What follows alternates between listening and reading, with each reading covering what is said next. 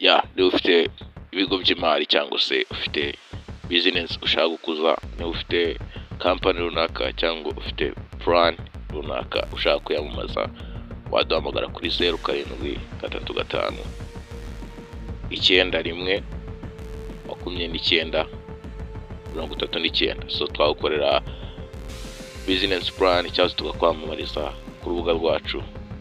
Dufite urubuga rukurikizwa n'abarenga 7,000 bo hanze, ku migabane yo hanze harimo Philippines, India, Canada na Amerika. So ushaka yuko tugukorera purani cyangwa se tukakwamamariza ibicuruzwa byawe, ufite kampani, ufite ibyo ushaka kugeza ku bantu bo hanze, ufite imishinga myinshi ushaka kugeza ku bantu bo hanze, twagukorera bizinesi purani, twakwamamariza. So icyo usabwa ni ukuduhamagara kuri nimero yacu. So uyu munsi rero tugiye kurebera hamwe ese ni gute bizinesi yawe yakura, cyangwa se ni gute wakoresha analytics muri bizinesi yawe ikaba growth. Ese ni iki ukeneye gukora muri bizinesi yawe?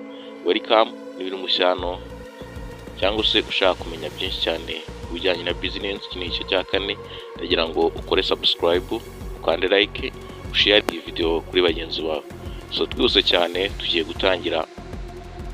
Bizinesi yawe ikintu ukeneye kuyikorera, ukeneye gukora analytics, imibare runaka y'abashoramari bawe, ukamenya ese abashoramari banjye ngomba kubaha iki, iki nakora kugira ngo abashoramari banjye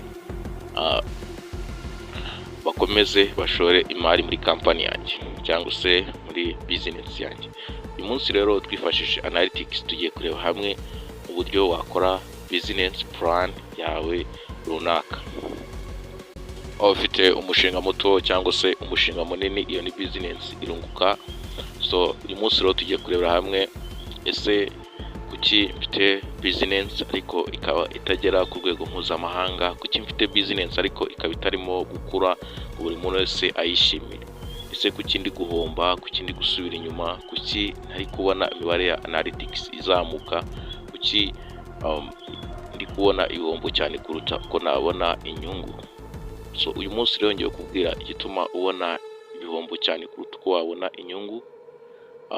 Nuko utajya ureba muri analytics yo mu minsi 28, nyine ufate ahantu wanditse mu gakayi, nibyo twita analytics. Ibicuruzwa wagurishije ugende ubare ese narungutse, narahombye, ese